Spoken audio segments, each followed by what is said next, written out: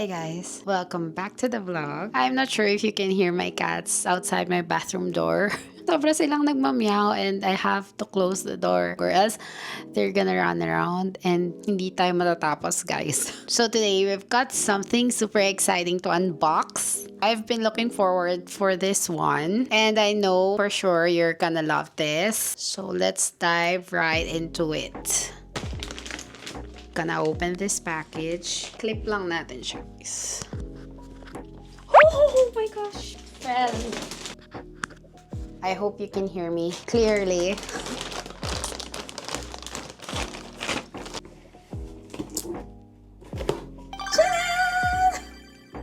So we have here the Medicube HR Booster Pro and this Medicube Collagen Jelly Cream. So maybe you're thinking, why am I so curious about these products? Well, I'm already in my 30s and we all know that face treatments could be costly. So I'm turning to the Medicube device to help me improve my skin without breaking my bank. So what are we waiting for? Let's open this box.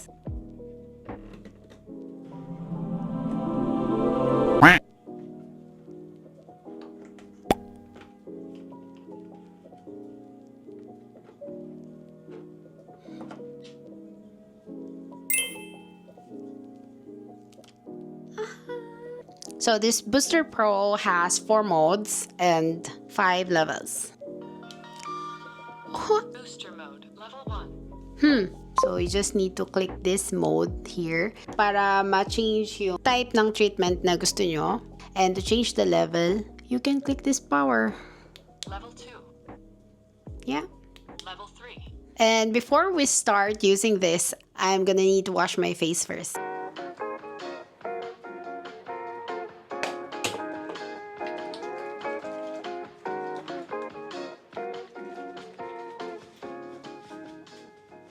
I think we're ready. The correct order used now is first air shot mode, next booster mode, and then third one is the microcurrent mode, and fourth is derma shot mode. So we're gonna do that. So mag-level 1 lang tayo guys since we're very new to this. I'm very new to this. And we're gonna do this for 5 minutes. But how do I start? I don't know. Didikit mo lang sa face. Oh my God.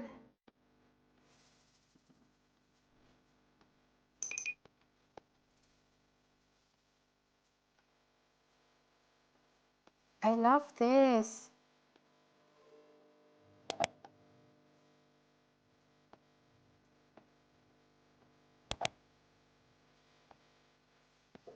To my viewers na gumagamit nito, let me know what's your experience. Like, what's your review on this product? Kasi I've seen a lot of positive reviews talaga. Kaya I got so curious. I wanted to try it.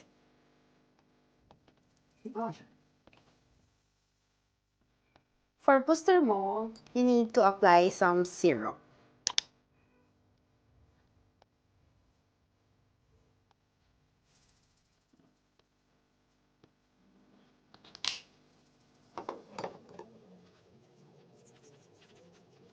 Booster mode, level 1.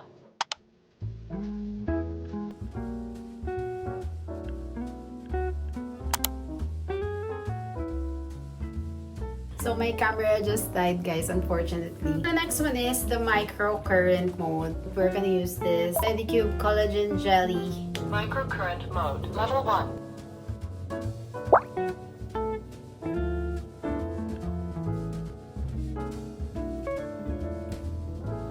So the last mode is Derma shot mode, level 1. derma shot mode.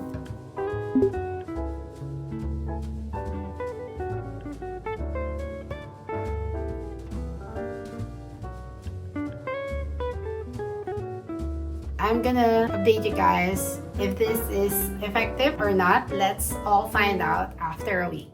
Hey guys, so today is my 3rd day using the Medicube Booster Pro. Just a quick observation guys. Yesterday, I used it once. I tried using it in the morning. So yeah, I did made some effort getting up early, just to finish the 15 minutes session. And here's my take.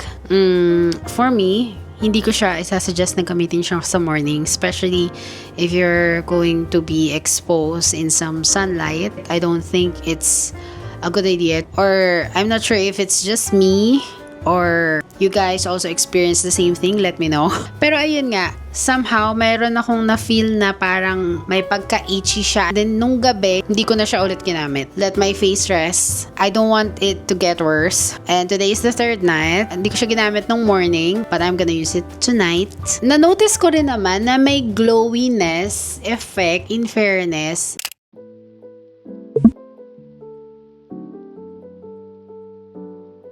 Hey guys, so we're now here with Maki and we're gonna play Talking Hearts. Couples edition to pero isasama natin si Maki. So while we're eating pizza guys, we're gonna start Talking Hearts! So meron dalawang question. Sa isang card, may thoughtful and playful. Sige. Ito maganda to. So, what's the best advice you've ever received? Kagaya na nasabi ko, yung best advice na nakuha ko, let them crave a piece of you. Hindi mo kailangan laging sabihin yung mga nangyayari sa buhay mo, ganyan. Hindi mo kailangan laging i-prove yung sarili mo, lalo na kung alam mo naman yung worth mo. Ganon. Meron pa, Ano ulit yung line? let them crave a piece of you. Oh. You want a piece of me? Crave for it.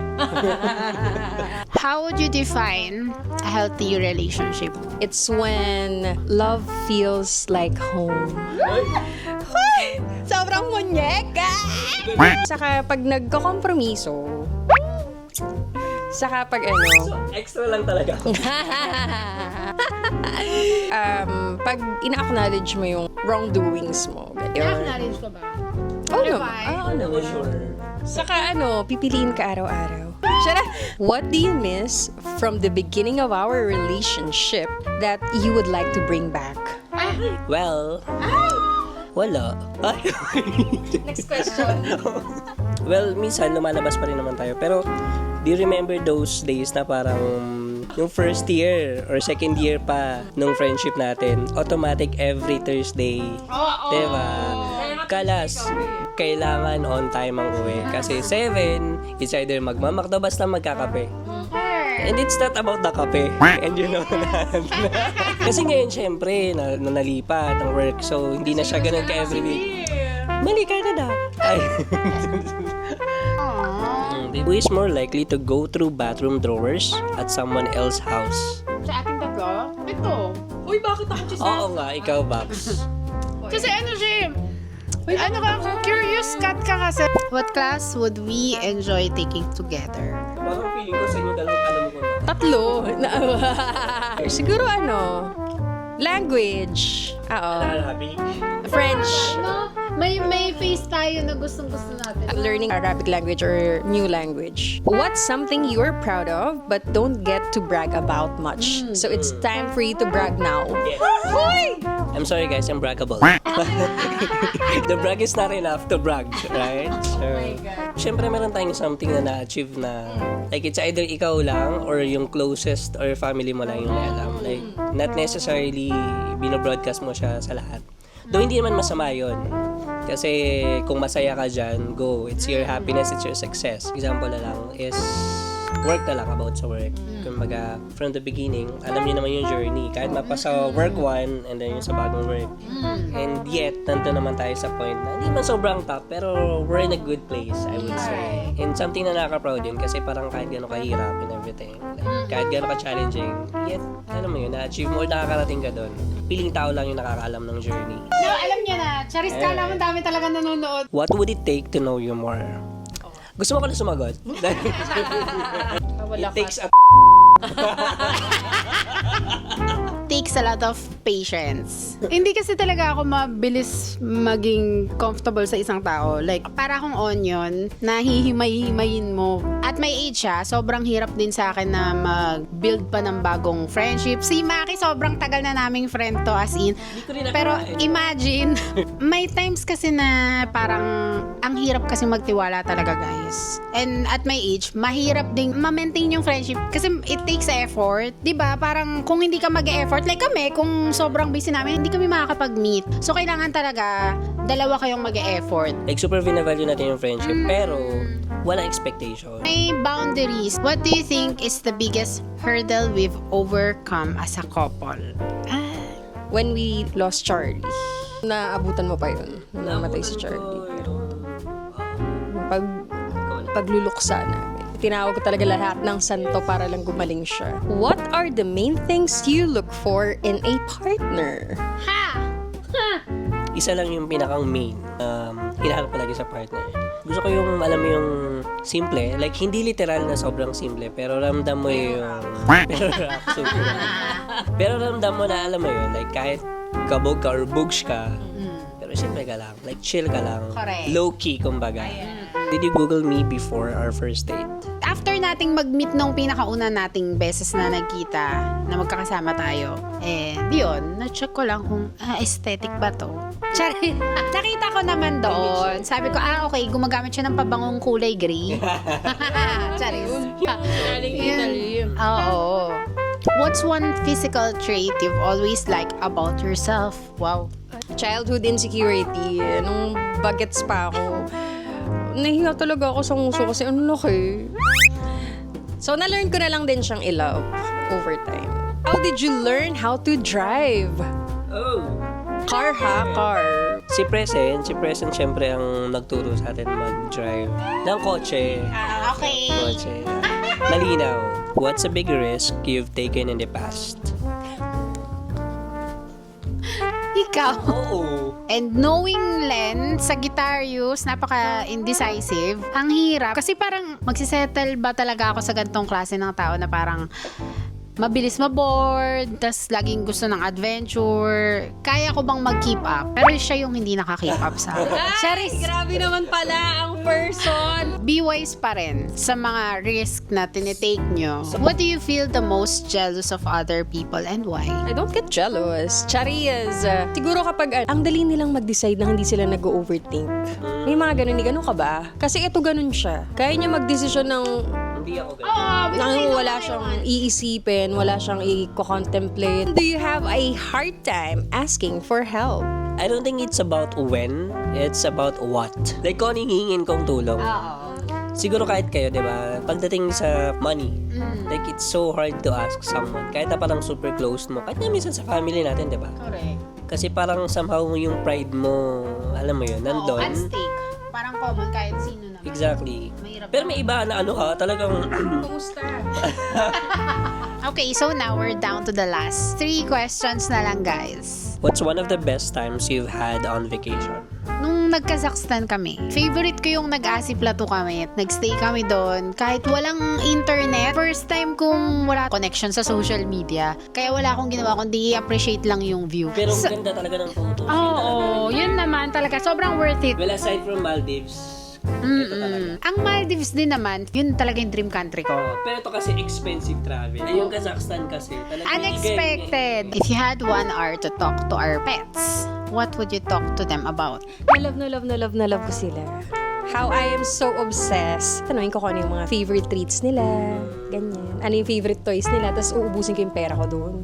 Charot! How did you meet one of your closest friends? Si Maisel talaga. Napapagkamala naman na jowa ko yun, pero hindi talaga. Nagkakalala kami yan during high school, second year high school. Matalino siya. Top 1 kasi siya ng first year. Talagang sabi ko, sige, ako bahala sa recess or sa break time. Ikaw bahala sa lahat ng exam. So from there, so yung buong journey ko ng buong high school, kumukopya lang talaga ako kay Maisel. Shout out po sa mga prof ni Maki. Ito po yung biggest survey. To be honest, alam nila yun.